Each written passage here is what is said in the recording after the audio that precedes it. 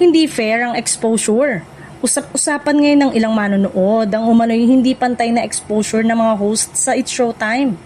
Ayon sa kanila, may mga pagkakataon daw na mas nabibigyan ng spotlight ang ilang OG host, habang ang iba naman ay tila hindi gaanong napapansin ang kabuuan ng programa. Dahil dito, umusbong ang panawagan ng netizen na sana ay mas maging balanse ang pagbibigay ng airtime sa bawat host. Partikular na nababanggit sina Karil at Ami Perez na kapwa matagal ng haligi ng show. Para sa ilang viewers, karapat-dapat lamang na mas mabigyan pa sila ng exposure dahil sa kanilang napatunayang talento sa hosting, mabilis na biruan at mahusay na pakikisalamuha sa madlang people.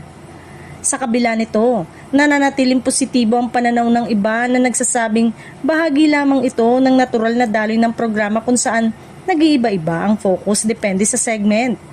Gayunpaman, umaasa ang marami na mas mabibigyang pansin ng bawat host upang mas maipakita ang kanika nilang galing at mapanatili ang balanse at saya sa show.